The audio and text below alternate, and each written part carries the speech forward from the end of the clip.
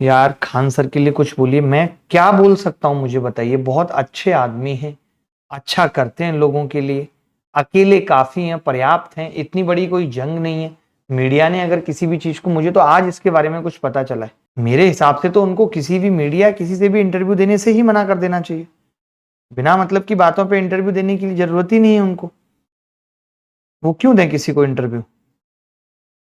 तो मुझे आज ही इसके बारे में पता चला, जब मैंने आप सबके कमेंट देखे तब मुझे इसका आइडिया हुआ कि ऐसा कुछ चल रहा है। बाकी मैं आज खान सर को भी कॉल करके बात कर लूंगा, उनको भी पूछूंगा कि सर क्या चल रहा है, क्या बात थी। क्योंकि यहाँ देखिए पढ़ाई की बातें हो रही हैं, हमें भी इतने साल यूट्यूब पे हो गए, हमने भी बड़े, चाहे आज हमने बेरोजगारी को लेके आंदोलन किया हो, किसी भी चीज को लेके आंदोलन किया हो, आप जानते हैं, मोदी साहब के लिए हो, गवर्नमेंट के लिए हो, हमने बड़े ही नपे तुले शब्दों का इस्तेमाल करके अपनी बात को रखा है। तो मैं सर से भी यही गुजारिश करूंगा कि इतनी सब बातें आगे ना हो, इस चीज के लिए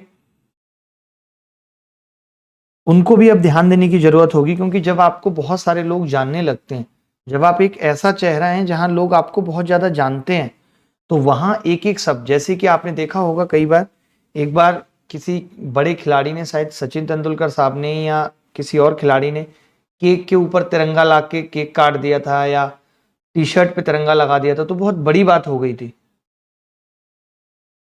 हाँ, तो क्या होता है कि जब आपका ओहदा बहुत बड़ा हो जाता है तो आपका एक एक शब्द बहुत मायने रखता है। वो शब्द तोड़ मड़ोड़ के भी पेश किया जा सकता है, किसी का भी हो। आज देश में इतने सारे लोग महान हैं, बड़े हैं, तो हमें क्या होता है कि फिर अपने उस चीज से, जैसे हम हैं, पहले ऑफलाइन क्लासेस के अंदर कुछ भी मजाक कर दिया, चल गया। अब लेकिन अगर ऑनलाइन क्लास है, चाहे एक बच्चा क्यों नहीं देख रहा ऑनलाइन क्लास, बट अगर आपने ऑनलाइन क्लास के अंदर किसी भी शब्द, किसी भी बच्चे को कुछ गलत तरीके से बोल दिया, आज आपने देखा होगा कई टीचर्स का वीडियो आ जाता है कि ये टीचर क्लास में गाली दे रहे हैं, जबकि वो उनकी खुद की ऐप की क्लासेस हैं। तो बच्चे क्या करते हैं, बहुत से बच्चे देखिए पढ़ने वाले हैं, और बहुत से बच्चों को पढ़ने से कोई मतलब नहीं है। समझ रहे हैं आप, उनको पढ़ने से कोई मतलब नहीं है। तो वो क्या करेंगे, यही सब चीजें करेंगे कि किसी ने कहां पे क्या ऐसा बोला है जिसको कट कर लिया जाए, जिसको बाहर गलत तरीके से प्रस्तुत किया जाए। और किसी भी बात का अगर आप कुछ भी हिस्सा, थोड़ा बहुत हिस्सा अगर सुनेंगे, तो ये कह पाना बड़ा मुश्किल है कि कौन गलत कौन सही है। तो मेरी आप सबसे भी गुजारिश है, और सब हमारे शिक्षक लोगों से भी गुजारिश है।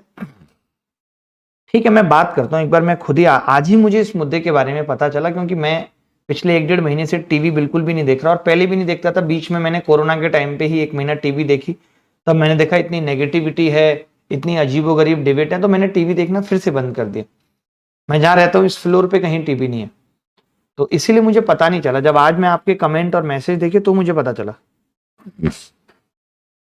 तो देखिए, पढ़ाई कर लीजिए, मेरी बात सुनिए। ये वैसे भी एसएससी का मुद्दा है, अभी पेपर आने वाला है, तो थोड़ा पढ़ाई लिखाई पे भी ध्यान दे लेंगे तो बहुत बेहतर होगा आपके उज्जवल भविष्य के लिए, मैं बोल रहा हूँ।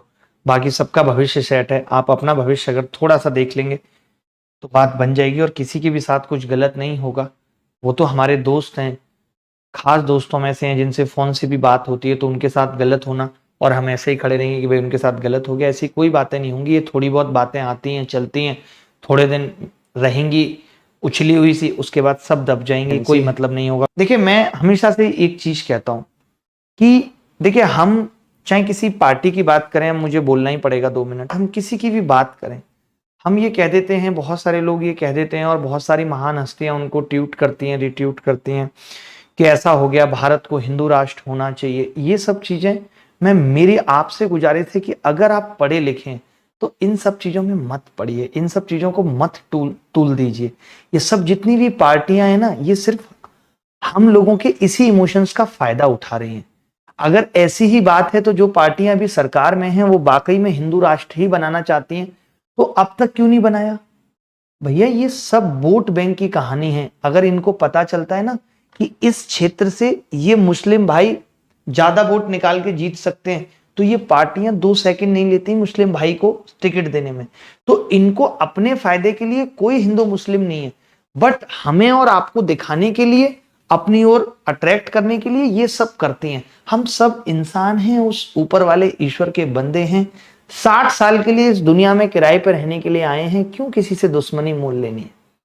क्यों ये सब नफरतें करनी हैं? प्यार बांटिए, प्रेम मोक्ष का रास्ता है साहब। कब तक भटकते रहेंगे। प्रेम बड़ी खूबसूरत चीज है। आपने भी एक इंसान को करके देखा जिंदगी कैसी लगती है शुरुआत में, और यही प्रेम अगर कंटिन्यू हो जाए, परमानेंट हो जाए और सबसे हो जाए तो जिंदगी कितनी खूबसूरत होगी। तो प्रेम करना सीखिए। ये सब चीजें छोड़िए, कुछ नहीं है इन सब चीजों में। सिर्फ हमारे इमोशंस का फायदा लिया जाता है और आप दे रहे हैं। आप तो पढ़े लिखे हैं यार, आप तैयारी कर रहे हैं, अपने इतिहास पढ़ा है, भूगोल पढ़ा है, पॉलिटी पढ़ी है, फिर भी इस तरीके की बातें बताइए। मत पड़िए इन सब चक्करों में, दूर रहिए मीडिया से, सोशल मीडिया से जितना दूर रह सकते हैं दूर रहिए। अपनी पढ़ाई पे फोकस रखिए। कुछ नहीं रखा इन बातों में, फाइनली खुर पे आ जाने आपके हाथों में, कुछ भी नहीं है। मत सोचिए। अगर कोई बुरा भी है, कोई भी बुरा है, उसको भी अच्छा बनाने की कोशिश करिए, उसको भी समझाइए। आज नहीं कल बनेगा। आप हिम्मत हारने लगते हैं, पेशेंस नहीं रखते।